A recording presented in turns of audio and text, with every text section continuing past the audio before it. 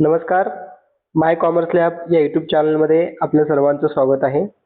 विद्यार्थी मित्रांनो, यशवंतराव चव्हाण महाराष्ट्र मुक्त विद्यापीठ नाशिक या विद्यापीठाच्या ऑनलाईन पद्धतीने होम असाइनमेंट अपलोड करण्याची प्रक्रिया सध्या सुरू आहे आणि असाइनमेंट अपलोड करत असताना बऱ्याच विद्यार्थ्यांना अडचणी येत होत्या. तर त्या संदर्भात विद्यापीठाच्या परीक्षा विभागाने 12 डिसेंबर 2025 रोजी एक परिपत्रक प्रसिद्ध केले आहे. त्यामध्ये ज्या काही विद्यार्थ्यांच्या तक्रारी आहेत त्याचे स्वरूप आणि त्याचं सोल्युशन त्यांनी या पत्रामध्ये सांगितलेले आहे. आपण या पत्राच्या माध्यमातून जाणून घेऊयात की आपल्याला असाइनमेंट अपलोड करत असताना कोणकोणत्या अडचणी आपल्यासमोर येत आहेत. बघा, पत्र अगोदर आपण व्यवस्थित वाचून घेऊयात आणि मी त्यानंतर तुम्हाला याचे सोल्युशन जे आहे सांगेन. तर व्हिडिओ शेवटपर्यंत बघा. विद्यार्थी मित्रांनो, उपरोक्त संदर्भीय पत्रान्वये पदवी व पदव्युत्तर शिक्षणक्रमांच्या नियमित व पुनर्परीक्षार्थी विद्यार्थ्यांसाठी गृहपाठ म्हणजेच होम असाइनमेंट ऑनलाईन पद्धतीने सादर करण्याची प्रक्रिया सुरू करण्यात आली आहे. ठीक आहे.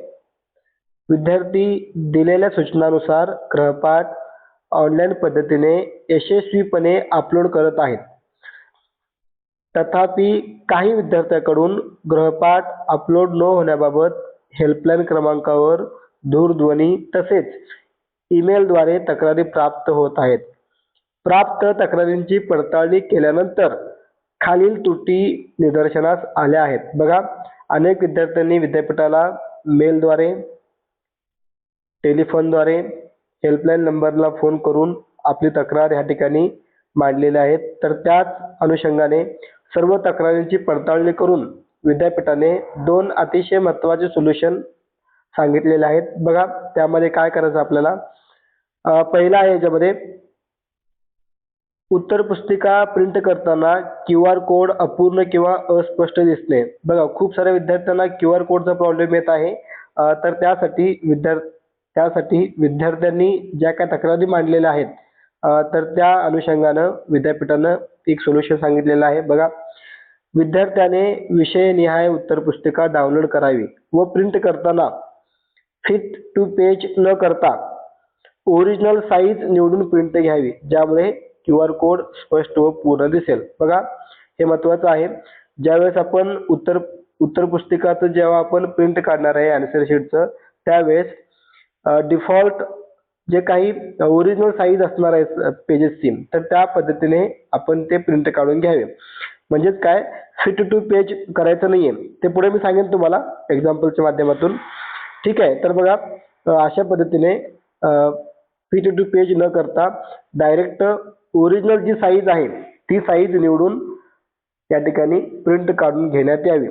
आणि पेज स्कॅनिंग करत असताना त्या पेजेसचे PDF बनवत असताना व्यवस्थित चारही बाजूचे कोपरे दिसतील अशा पद्धतीने पेज स्कॅनिंग करून घ्यावे व त्यामध्ये QR कोड वगैरे स्पष्ट दिसेल अशा पद्धतीने तो पेज स्कॅन होणं आवश्यक आहे.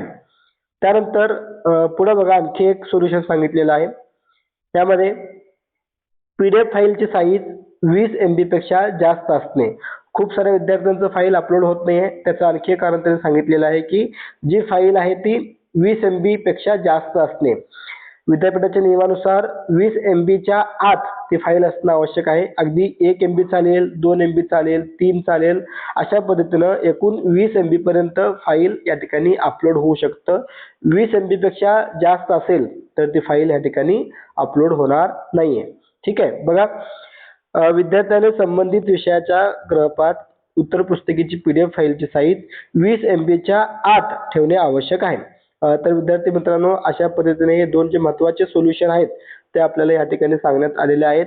उत्तर पुस्तिका आन्सर शीट प्रिंट करत असताना या ठिकाणी जे ओरिजिनल साईज आहे ते ओरिजिनल साईज ठेवून आपल्याला प्रिंट काढायचं आहे आणि त्यामुळे QR कोड हा आपला स्पष्ट आणि पूर्णपणे दिसेल. ठीक आहे. तर बघा, याचं एक्झाम्पल तुम्हाला मी सांगेन आता. म्हणजे प्रिंट काढताना कोणती दक्षता घ्यायला हवी. बघा, यामध्ये जेव्हा आपण प्रिंट निवडतो, ज्यावेळेस आपण प्रिंट देतो, प्रिंट देत असताना ह्या ठिकाणी आता आपल्या समोर बघा, प्रिंट देत असताना स्केल जो आहे, इकडे स्केल जो आहे तो बाय डिफॉल्ट ओरिजिनल साईज ठेवायची आहे.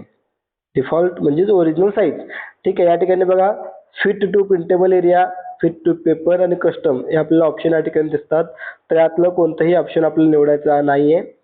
जे काही डिफॉल्ट असणार आहे ओरिजिनल साईज, तर ते ओरिजिनल साईज ठेवून आपल्याला या ठिकाणी प्रिंट काढायचं आहे. ज्या ज्या मुलांचं QR कोडचा प्रॉब्लेम येत आहे त्या विद्यार्थ्यांनी हे जे खालचे 3 ऑप्शन दिसतात, फिट टू प्रिंटेबल एरिया किंवा फिट टू पेपर, हे करून प्रिंट काढले असणार आहे. त्यामुळं त्यांचं जे स्कॅनिंग आहे QR कोड स्कॅन होत नाहीये. आपण काय करायचं की बाय डिफॉल्ट ओरिजिनल जी साईज आहे ती साईज ठेवून या ठिकाणी प्रिंट काढणं आवश्यक आहे. ठीक आहे. आणि प्रिंट काढल्यानंतर आपले लिहून झाल्यानंतर त्या पेजेसचे चारही कोपरे व्यवस्थित दिसतील अशा पद्धतीने स्कॅन करावे आणि त्या त्या विषयाच्या संबंधित विषयाच्या ठिकाणी त्या उत्तरपत्रिका अपलोड करणे आवश्यक आहे. काही विद्यार्थी काय करतात, एकाच विषयाचे प्रिंट करतात आणि सगळीकडे ते झेरॉक्स करतात एकाच कोडचे आणि सगळीकडे तेच लिहितात. म्हणजे त्याच पेजवर सगळ्या प्रश्नाचे उत्तर, सगळ्या विषयाचे उत्तर लिहितात.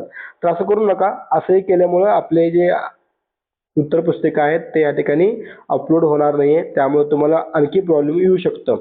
ठीक आहे. तर विद्यार्थी मित्रांनो, अशा पद्धतीने आजच्या व्हिडिओमध्ये आपण असाइनमेंट अपलोड करण्यासाठी जी विद्यार्थ्यांना अडचण येत होती त्याबद्दल थोडक्यात माहिती या ठिकाणी मी तुम्हाला सांगितलेली आहे. माहिती आवडली असेल तर व्हिडिओ लाईक करा आणि विद्यार्थी मित्रांपर्यंत हा व्हिडिओ पोहोचवा, शेअर करा. आणि आपण जर या चॅनलवर नवीन असाल तर माय कॉमर्स लॅब या यूट्यूब चॅनलला सबस्क्राईब करा, जेणेकरून पुढील विद्यापीठाच्या सर्व अपडेट आपल्यापर्यंत पोहोचतील. चला तर मग आता आपण थांबूया. सर्वांचे मनपूर्वक धन्यवाद.